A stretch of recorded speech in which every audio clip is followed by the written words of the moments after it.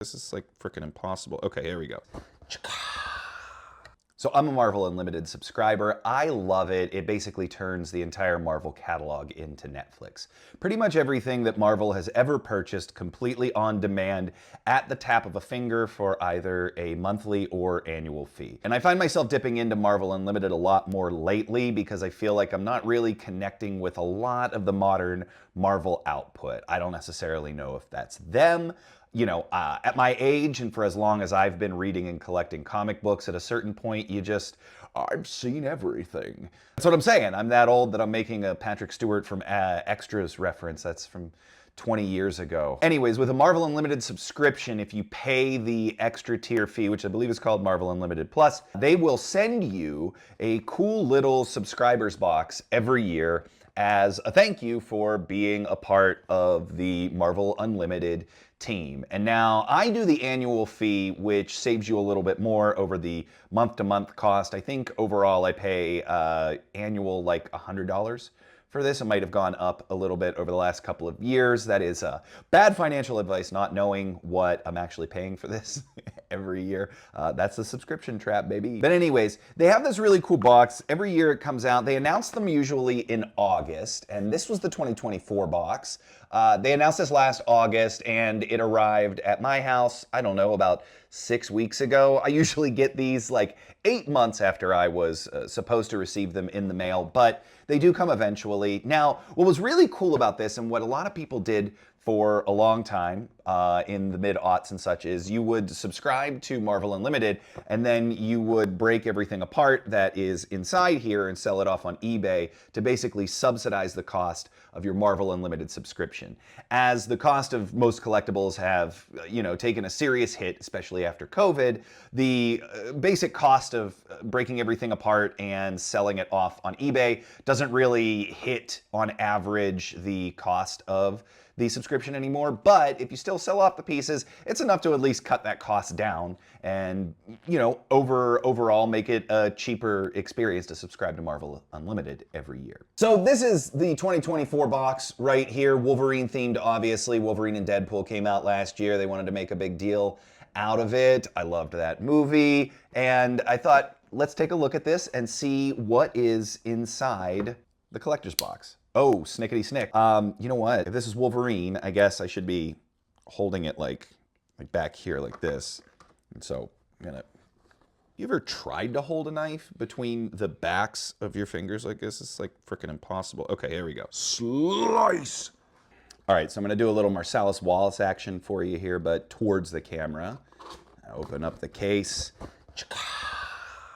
Check it out. So, this is what you see whenever you open up one of these Marvel Unlimited subscriber boxes for the first time. The inside of the box is also decorated Wolverine themed as well. You've got this shot of Wolverine up here, and he's really angry, and then you have this shot of Wolverine, and he's angry, and then you have this shot of Wolverine, and he's angry, and then you've got this shot of Wolverine, and he's angry, but then you have this shot of Wolverine, and I think that Wolverine is just thinking about beer. So, 4 out of 5 Wolverines. Angrily recommend the Marvel Unlimited box. Let's take a look in here. Right away on top, you can see, I'm going to put this down now, but right away, there's something right on the top there, and you can see this is a little patch that you could put on, I don't know, your jean jacket. You can put it on your t-shirt if you wanted to. I don't know, wherever you want to put a patch, but it says SNIKT.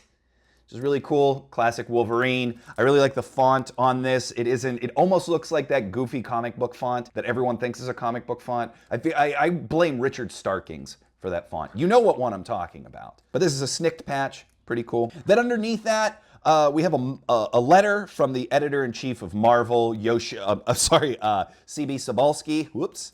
And he is really excited to just thank us for being Marvel Unlimited subscribers. There you go. Oh, and then of course, you got your little Wolverine claw marks on the top and bottom there. And then next up, so this is the piece that everyone usually wants to sell the box off for, and this is the action figure. There's always an action figure in these boxes. This year, we have Night Spider. Who in God's name is Night Spider? Great question. So this is a character who has appeared exactly once and not in a comic. He was a mashup imaginary character that was on a variant cover of the recent Moon Knight run by Jed MacKay. And I believe that that is his only appearance. I feel like this character could have been like an Infinity Warps situation, but they did mash up Moon Knight and Spider-Man during Infinity Wars. Not the one from the 90s, but the not as good one from like 2019. That one, I believe they also mashed up Spider-Man and Moon Knight, but that character was called Arachnite with a K.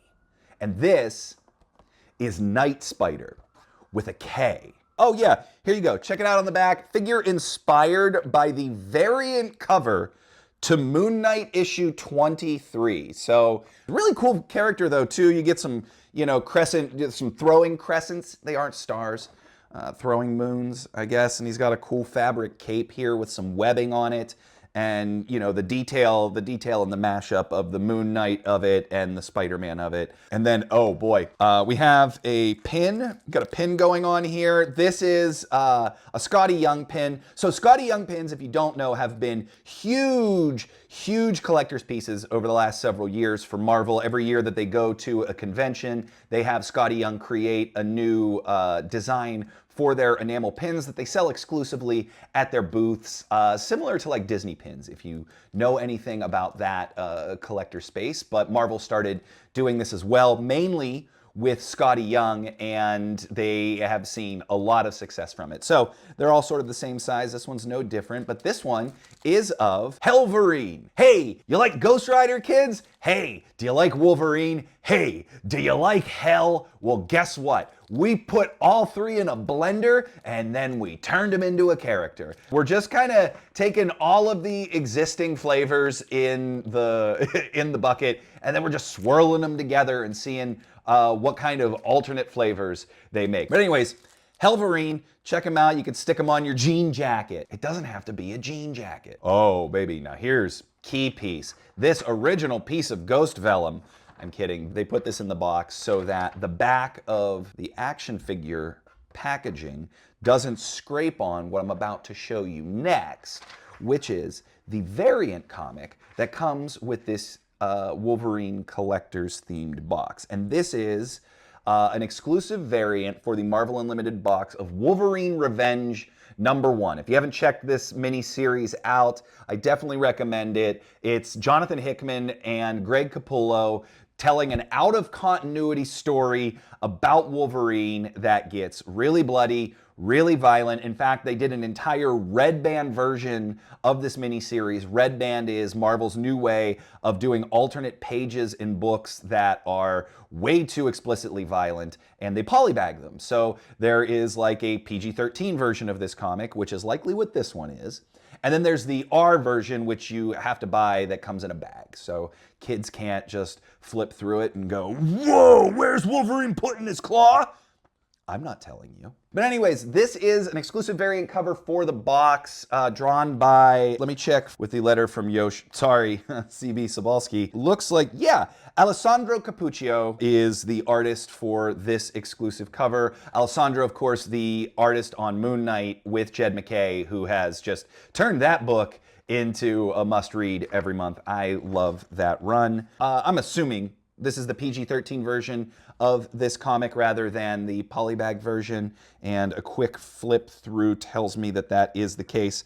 But it is an awesome story, and you get cool stuff like Greg Capullo drawing Wolverine, Bucky, and Cap jumping out of a helicarrier that's blowing up. There's some weird twists in here that I won't tell you. So the backs of the variant comics that usually come with the Marvel subscription box are the same. Every year before the box is put together, if you're a subscriber at this tier, you get an email asking if you want to be mentioned in the subscriber box. And if you reply in time, they put your name on the back of the variant. And so taking a look here, I can't remember if I actually replied last year. So let's take a look. And you know what? This, Well, this comic, the back ends at LE, you can see there, and of course my last name starts with LI, so I'm not on the comic. However, there's one more piece, in this box. And usually they do 2 variant comics in the subscriber box. This past year, instead, they did 1 variant comic and then 1 lithograph. And this lithograph is by Annie Wu, and it is a take on a classic X-Men meme that you probably already know and love, and that is the Wolverine caressing the photo meme. Instead, though, it is Deadpool looking at a shot of Wolverine, who is saying, "Get that damn camera out of my face," I'm assuming, and probably Bub.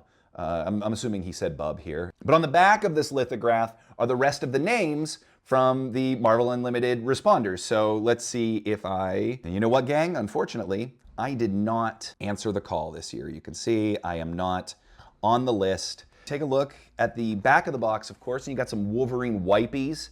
I guess for when you're a Wolverine on the go and you just got to wipe. They don't look like claw marks. How does a straight claw like get like holes over here that are completely not connected? I don't know. We gotta talk artists that make claw designs. In the meantime, that is your Marvel Unlimited subscribers kit. These come out every year. I believe that they'll be making the next one and making the announcement about it before the end of this summer. I am assuming that it is going to be something Fantastic Four themed, because Fantastic Four First Steps is of course coming out in theaters very, very soon. So if you're thinking about it, I definitely recommend it, especially if you are an old school Marvel fan. It is the easiest way, aside from the library, to check out all of your favorite Marvel comics. Are you a Marvel subscriber? Let me know down there. Do you get the kits? I'm curious if you keep them or if you sell them off, if you're one of those folks that's been able to subsidize their habit by using this backer kit every year.